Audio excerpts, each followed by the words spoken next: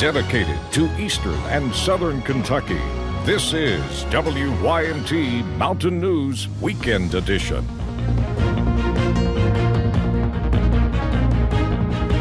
Good evening, I'm Macy Marie. We are in a severe weather alert day as snow heads toward our region tonight. Some snow already hitting counties north of us. Chief Meteorologist Andrew Dockery joins us now and he has those details. Andrew, what are some of the issues we can expect tonight and going into early tomorrow? Well, Macy, the good news is most of this snow is becoming more scattered now, but I think there is still going to be problems, like you said, to the north and northwest. Many of us have been too warm, but temperatures diving tonight will cause a few slick spots, and you can already see as we take a look at some of the cameras, basically the grass covered, roads are wet, and the temperatures as they drop tonight will allow for any of that leftover moisture to freeze, and yes, a few slick spots will certainly be possible. Of course, the latest image there from the Mountain Parkway shows once again an ice coating there in Slade, Kentucky, and while pinpoint Doppler looks to be calming down, the scattered chances will still be possible overnight tonight as this system continues to push its way to the northeast. We talked about how if you were further south, it was going to be harder for you to see snow, and you could see why. Temperatures still above freezing there in Hazard, in Harlan, in Bell County, but the road temperatures, they continue to drop. Here's the latest road temperatures for you. Notice the further north you are or northwest, road temperatures close to freezing or below freezing. And overnight tonight may see as lows drop into the 20s. We'll see a few slick spots, especially to the north and northwest as well. Of course, we'll have a full look at your forecast coming up in a few short minutes. All right, thank you, Andrew. And with that rain turning to snow, like you said, I want to talk about the roads a little bit more. Superintendents began reporting to their garages at 5 this evening in the Big Sandy. Officials with the District 10 and 12 transportation cabinets say this afternoon they will begin monitoring road conditions. Crews will be called in if slick roads need to be treated and they're not able to lay salt or treat those roads until it stops raining. Right now, officials are just waiting for Mother Nature to cooperate with them. And as that winter weather heads our way, Kentucky State Police are giving people a few reminders. Police say do not call 911 for road and weather conditions. They need that line open for emergencies only.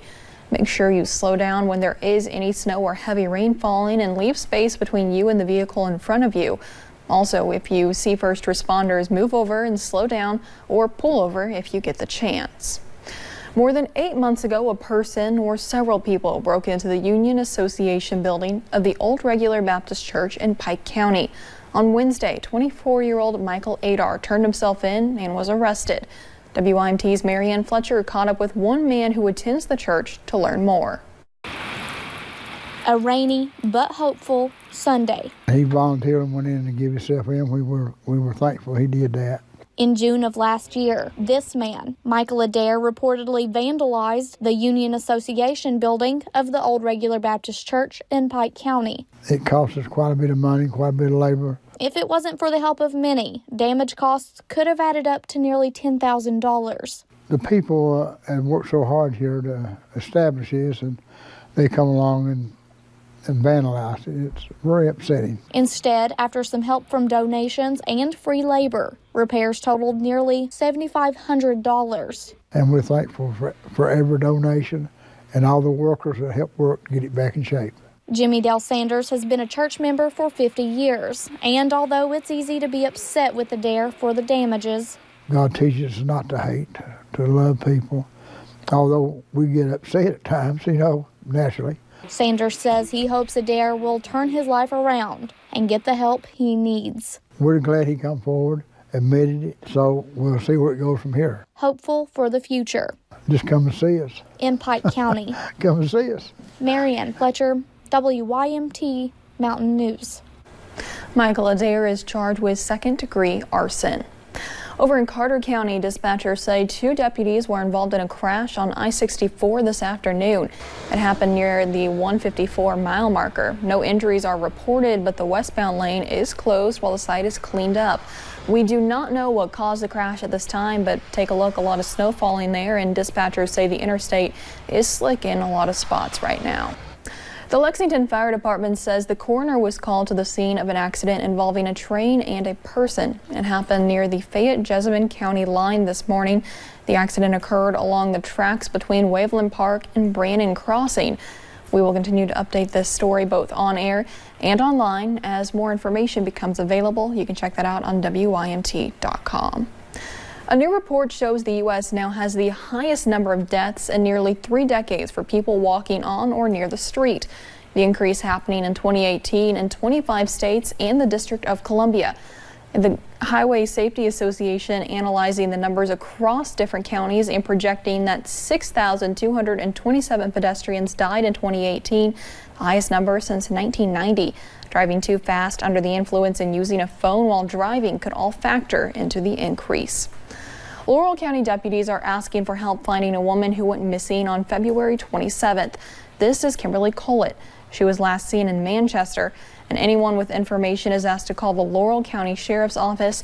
You can reach them at 606-864-6600.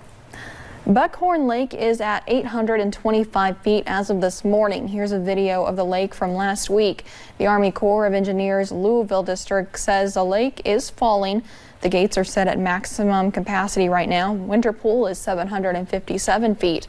The lake fell slightly short of breaking the all-time pool record. In Harlan County, one boat ramp and recreational area is back open following the recent flooding. The Martins Fork Lake boat ramp and Smith Recreation area reopened late last week. Officials say you still need to watch for floating debris when you are out on the lake and for large items that might be submerged in the lake. Many in Pikeville honored a local veteran today. The local VFW set up at Texas Roadhouse to give 5-year veteran Landon Tackett a proper welcome.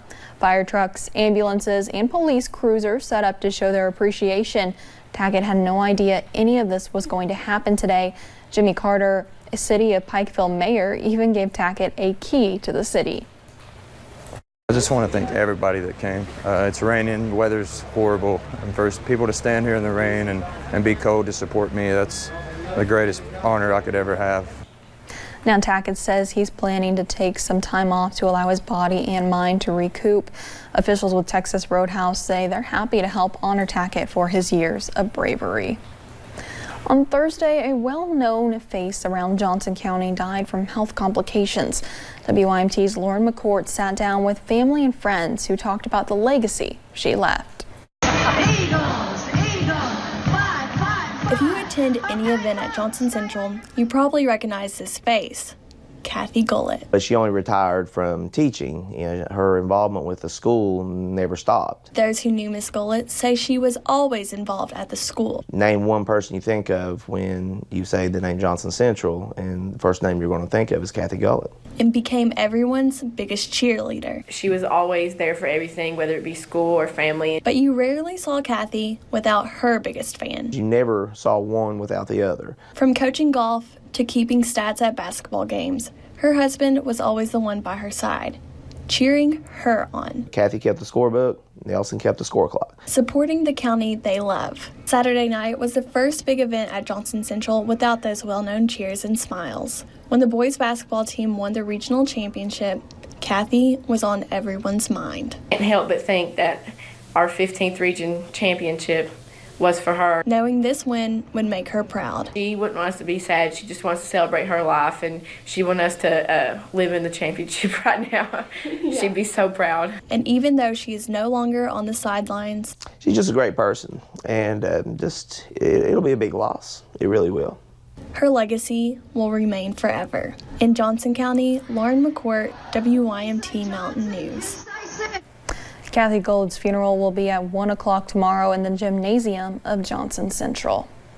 As fishermen get ready for nicer days on the boat, state officials in Ohio are releasing more than 100,000 rainbow trout. The fish will be stocked this spring in 66 Ohio public lakes. The Ohio Department of Natural Resources said in a release that the first rainbow trout release will happen in Adams County at Adams Lake. The trout are raised at Ohio's state fish hatcheries. The daily catch limit for inland lakes is 5 trout.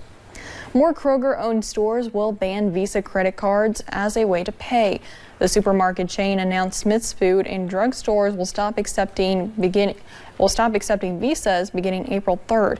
142 supermarkets and 108 fuel centers in Utah, Nevada, New Mexico, Wyoming, Idaho, Montana, and Arizona will be affected. Kroger cites high fees charged to retailers as the reason for severing its relationships with Visa. Another Kroger brand foods company supermarket stopped accepting visas back in August of 2018. Actress Jennifer Garner announced she'll be giving a speech at the graduation ceremony at her Ohio alma mater, Denison University. The star graduated from the school in 1994. The May 18th ceremony will only be open to graduating students and their families, and it will be the school's 178th commencement. Some good news for travelers. A road on the Tennessee and North Carolina state line will reopen tomorrow. Officials with the Tennessee Department of Transportation say Route 352 closed on February 24th. The road department did not say what closed the road, but it will reopen at noon. Still to come on Mountain News Weekend Edition. At UK, a group of dancers got together for a good cause. We'll have that video for you next. And a few slick spots are possible for tonight. Those details are coming up in 3 minutes. When you see news happening, dial star 57 or text your news tip to 5757. Service is provided by Appalachian Wireless. Better service, bigger savings. Catch the Lee's Famous Recipe Hazard in Whitesburg Full Court Press. Saturday nights on